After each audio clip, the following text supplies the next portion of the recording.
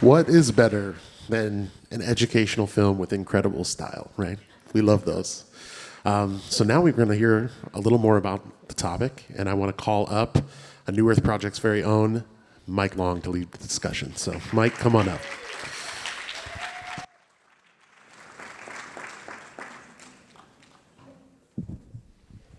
Wow. Who's a fan of the seaweed movement? Let's hear it from Mother Nature.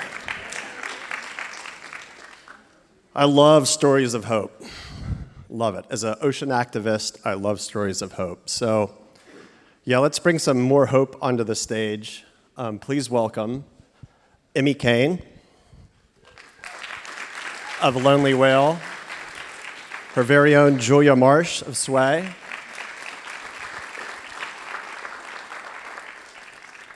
and Mr. Bruce Moore of Florence Marinex.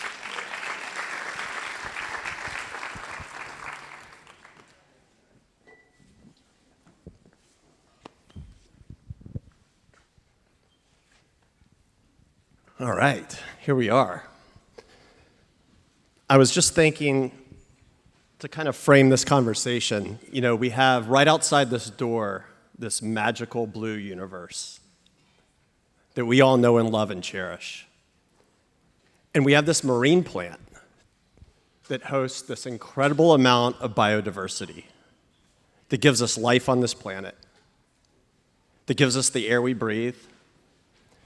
It shields us from storms. It touches so many coastal communities around the world. And it has such cultural significance.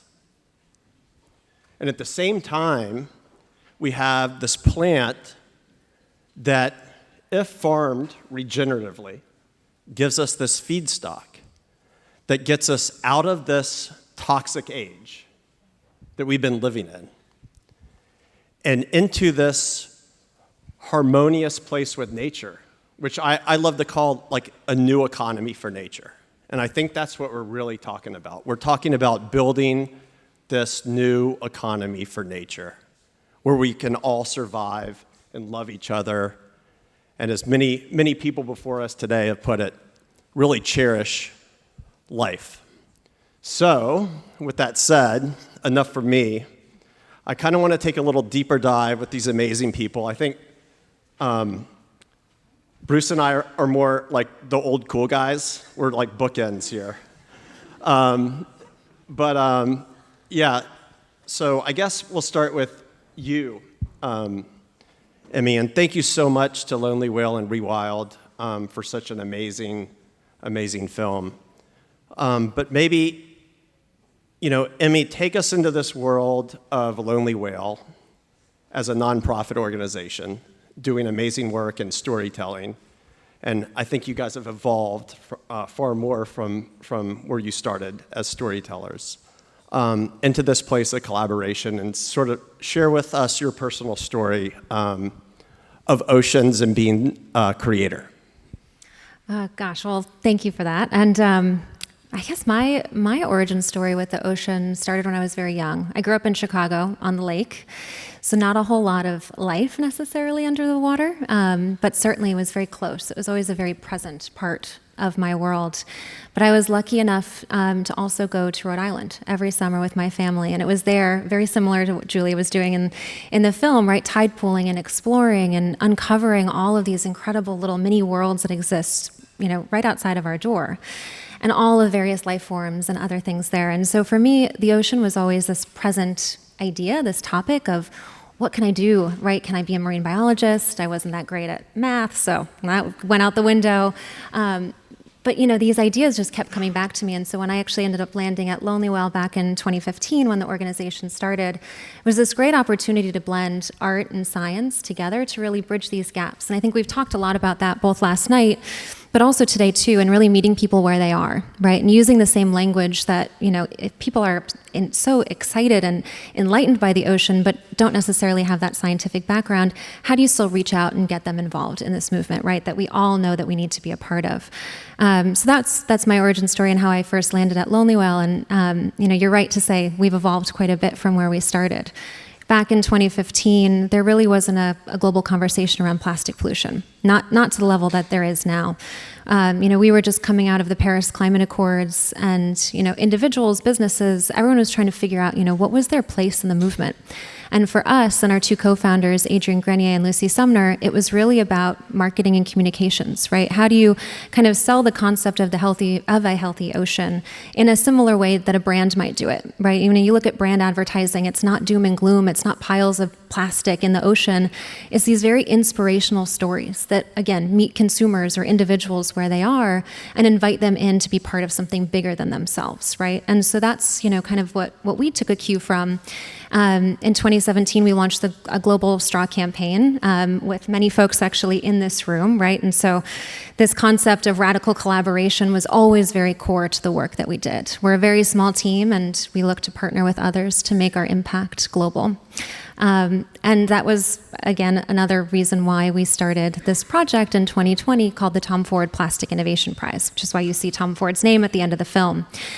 We were looking for solutions to thin film plastic. We know it creates about half of all plastic waste that leaks into the ocean every single year, and we need solutions. Businesses can't just ditch it today, they can't just ditch it tomorrow. They need innovators like Julia who are able to offer better solutions. So in 2020, we started this search. We had no idea what we were going to find and who we were going to find along that journey. And we were lucky enough to find Julia and Sway during that process. And in 2023, awarded them first place in the Tom Ford Plastic Innovation Prize, powered by our team. The amazing thing is Julia and the two other winners were all using seaweed as their feedstock. So we were, suddenly kind of thrown into this world of seaweed and what it can do for the environment, for industry. And so then we started going down this path of inquiry and who is working in this world. And as you just saw, there are so many incredible people, not just recently, but really from time immemorial, right? You look at indigenous leaders and it's not new, it's just it's a remembrance of where we all came from. So it's been quite a fun journey. That's really well said. I was thinking about innovation.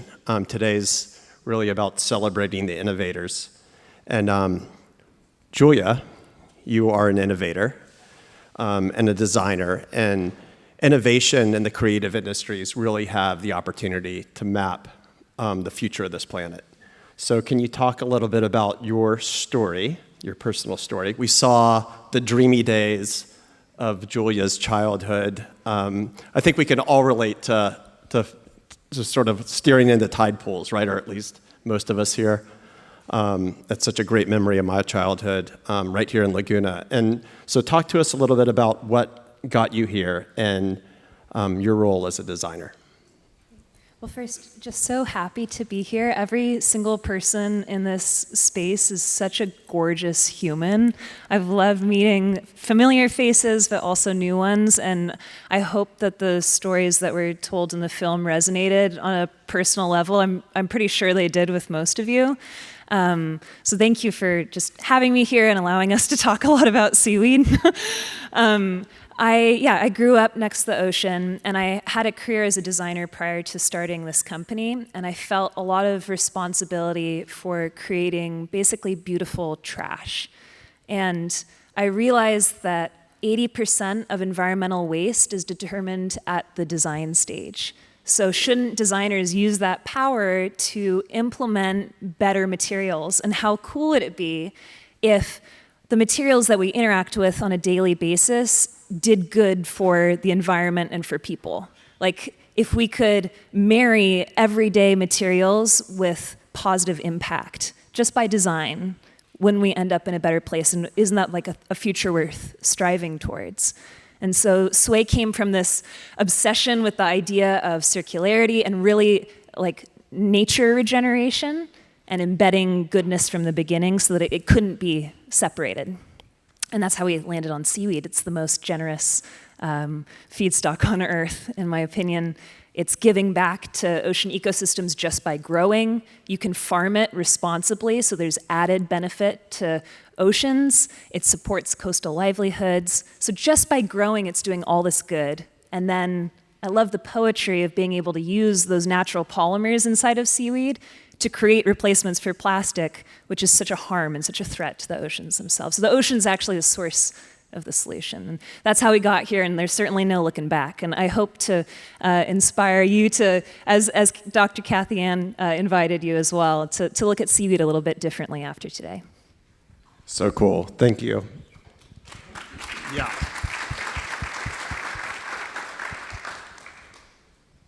I had a call with Bruce recently, and he's a pretty humble guy. And he said, yeah, I don't know. I mean, this is really Julia and Emy's show. And I said, no, Bruce.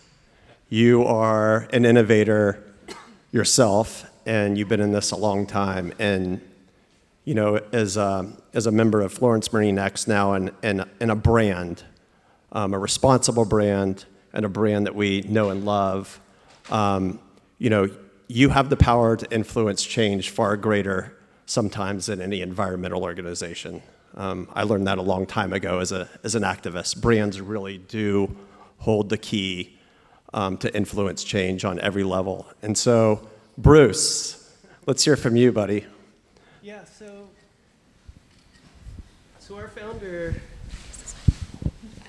our founder, John Florence, is very passionate about sustainability, as am I. And so he was actually asked to be a judge for the Tom Ford Plastic Innovation Contest. And so that's kind of how we met Lonely Whale, which was a blessing. And so Florence, the brand, was asked to be an early adopter for that program. And so we got to work with a few of the contestants around just providing feedback and real-world scenarios about their developments and things like that. And so that was a great experience. And then once the contest was over and the winners announced, Lonely Whale came up with the accelerator program. And so there are solutions right now. And so how fast can we get those to market? And so, of course, we jumped at the chance to be part of that, which is how we met Sway. And so, yeah, we've been working together ever since. And so what we could do as a brand is really bring exposure to these plastic alternatives. And so what we did with Sway was, it just so happens that John qualified for the Olympics. And so we did a limited run of board shorts packaged in Sway packaging. And so the idea behind that was to raise awareness for Sway, but really raise awareness globally about the issue at hand of plastic pollution. And so that's kind of how we started along this journey.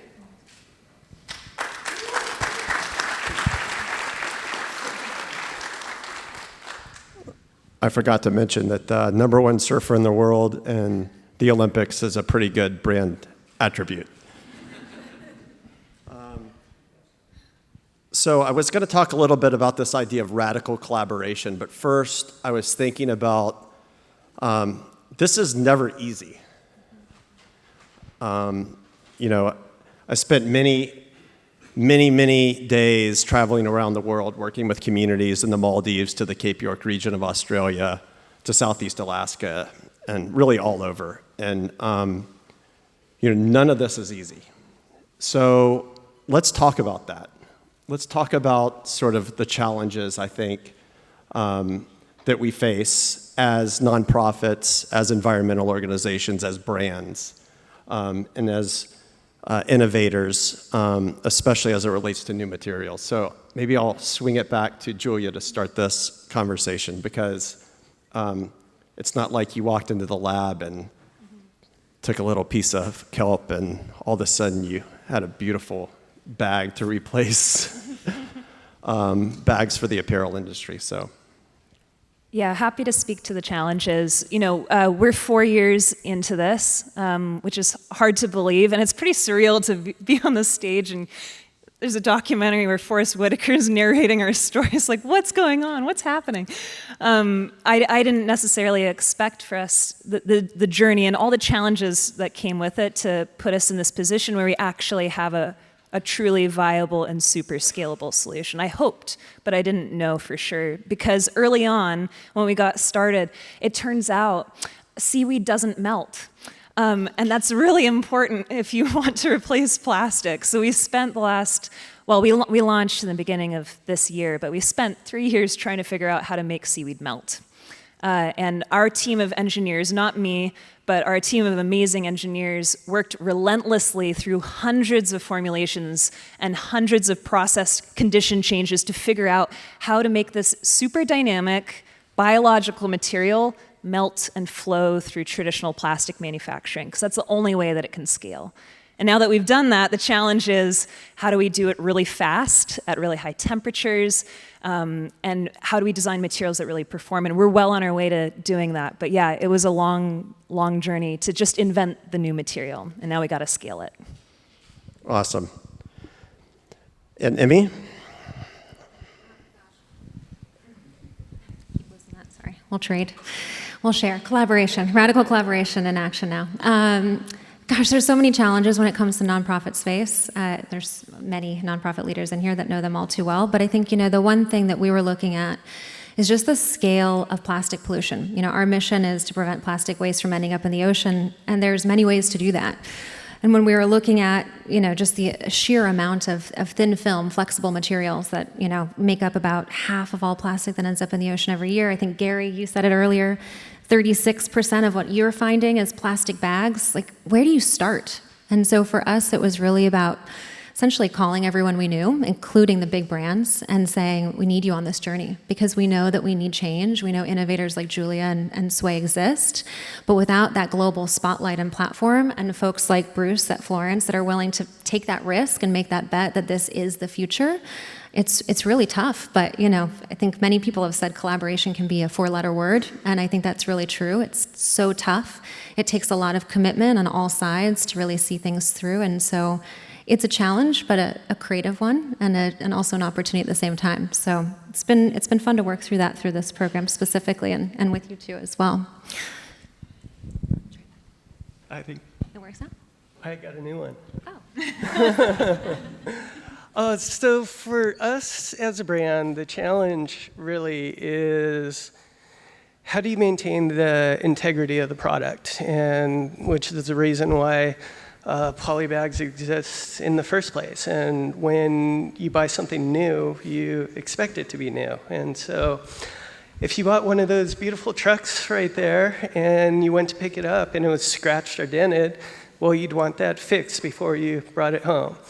And same goes with apparel. And so if you bought a new jacket and it showed up and it was stained or ripped, well, you'd probably return it. And so that would actually be way worse for the environment than the plastic bag that it showed up in. And so the polybags currently used for most products, they're recyclable, which is great, but the problem is most of the time it doesn't make it to a recycle bin. And so the good news is that there are solutions out there. And so 2 years ago, Florence moved to the Velo bag by a New Earth project on 100% of their products. And so it's a pulp-based bag, basically a paper bag, and that protects the garment and makes sure that it gets to the customer all nice and pristine. And so that's a great step. And so now we're looking at the future and what we can do really to get rid of plastic as a whole. And so that's why we were more than happy to be involved in the Lonely Whale project, and really glad to be involved with Sway. And actually next month we are actually part of the Sway Innovation Coalition, and we'll be launching another capsule collection in Sway's next evolution of their seaweed bag. So so it's still in trial phase, but we're going to monitor how it goes from the factory to retail to ultimately the consumer. So we'll be able to get feedback back to Sway and hopefully be one step closer to mass volume and commercialization to get rid of polybags altogether. And maybe I can just build a little, yeah. Because really, I think there's this expectation of convenience in the way that we shop, and to make an entirely new material mimic the convenience we've become accustomed to, it's so much more complicated than it seems.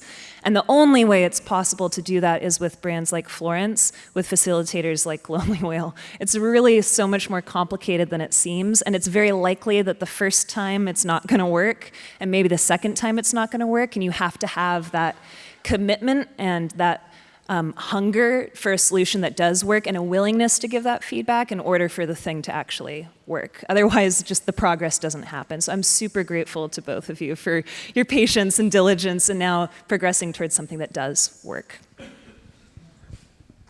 Did you have something else? I just want to share one other thing too, because I know there are so many brand leaders in this room today, which is the commitment to sharing in progress. So to that point too, right? It's not just behind the lab walls. It's not just behind, our office desks. You all made a commitment to actually share that journey with your community, which is so, so huge. And Burton, that was also an early adopter in the program, also committed to sharing that too. So it's amazing, right? Like, this future is here. It's at our fingertips, but not until brands really do adopt it, right? And so without that awareness, it's really difficult to get other big folks on board. And so I just have to give you a big shout out, because it is hard to make that commitment, right, to sharing something that isn't perfect in this world where, every commitment and every promise that you put out there on social media or otherwise can be scrutinized.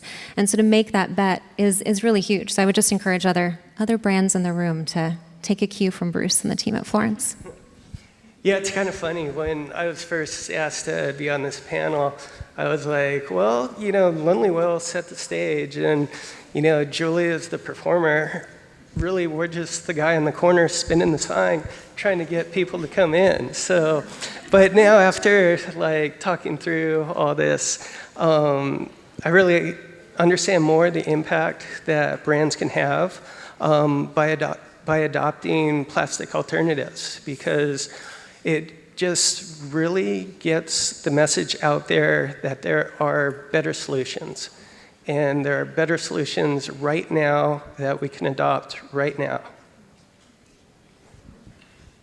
So true. I mean, one of the things that has really attracted me to a North project and the team is that we do everything together. And it's really the core values and DNA of how we operate. And the idea that we're working with each and every one of you, and I think probably each and every one of you in some way, shape, or form out there, I think is a testament to the movement, because we're certainly not going to get to where we need to be living in our silos by any stretch. I was asked not too long ago by Bill Weir at CNN. He was like, don't you feel like you're just sitting in a room and singing to the choir? And I was like, no, man, the choir needs to get louder. And I think that's what we're all doing here at this summit in a pretty profound way. So, yeah, let's just talk quickly. We don't have a lot of time, but around this idea of collaboration, I mean, I've seen it work both ways. Sometimes it's, hey, can we use your logo? And that's the idea of a partnership. But I think it's really about rolling our sleeves up and getting in the trenches with each other. And let's just talk a little bit about partnerships and collaboration, because I know Julia works with Bree Warner at Atlantic Sea Farms, and where I live in Maine, we have the fastest warming surface water on the planet at the end of the day. And Bree is taking kelp and seaweed farming to a whole nother level. So yeah, let's talk about the reach of our collaborations and partnerships.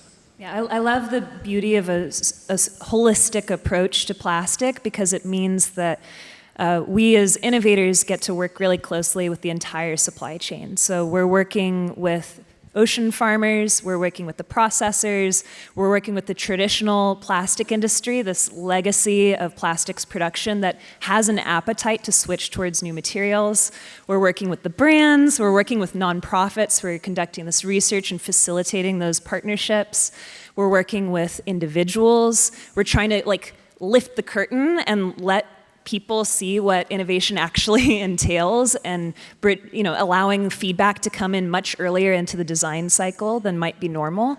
We're working closely with composters, so we have relationships across the entire value chain. That's the only way that innovative materials can succeed, is if they don't operate in isolation, and that allows us to not make assumptions about reality, and you have to design for reality. So yeah, I would just say I love the holistic opportunity to really lean on the wisdom and borrow from those who have been around us longer, so that we can make impactful materials actually come to the world.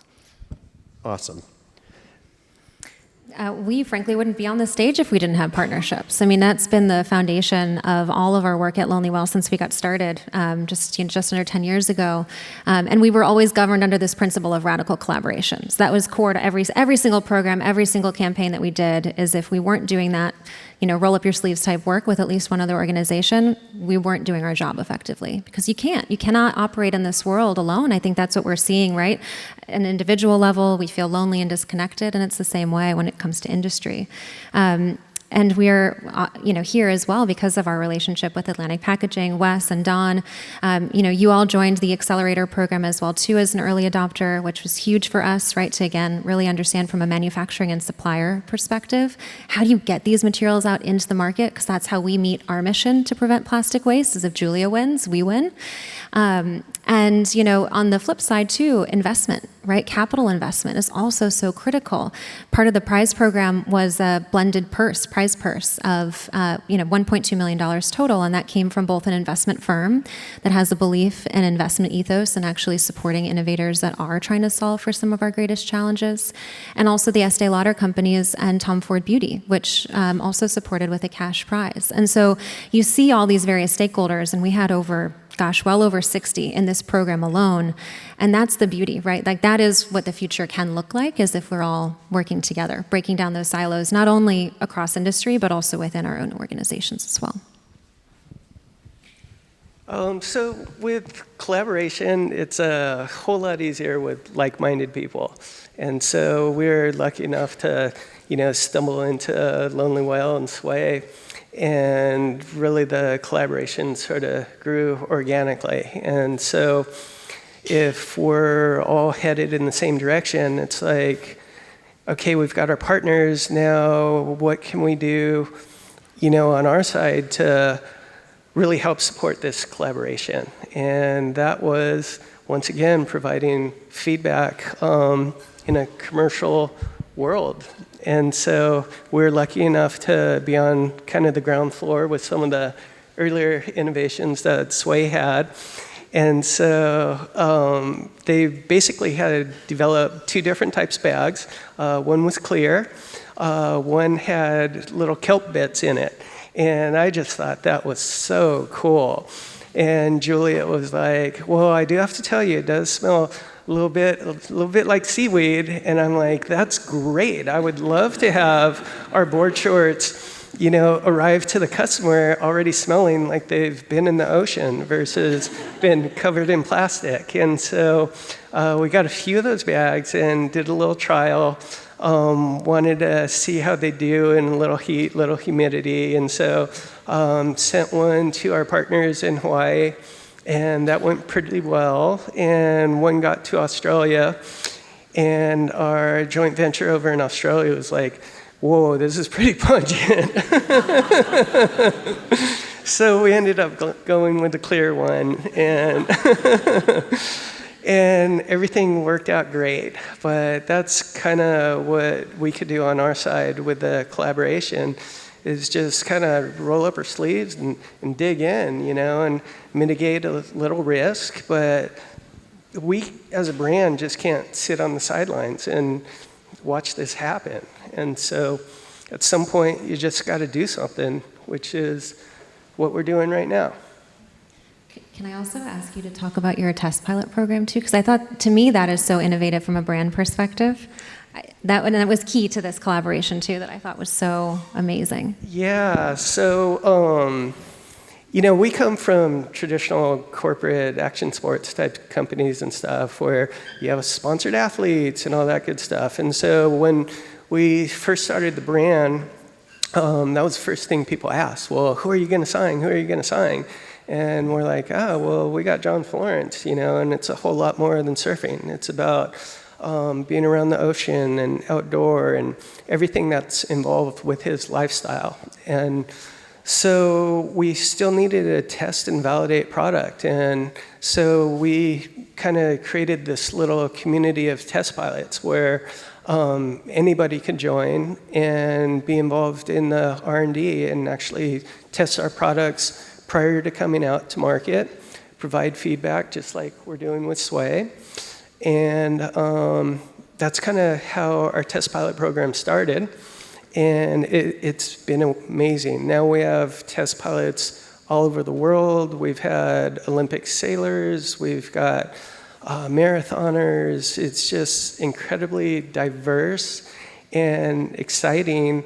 And for me, it's amazing because it's a broad demographic and everybody's invited.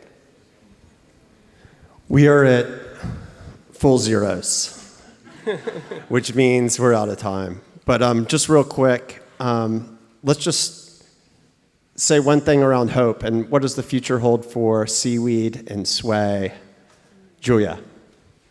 Existing in a diverse set of solutions for plastic where everyday materials actively replenish the planet. I think we'll end right there. Thanks, everyone.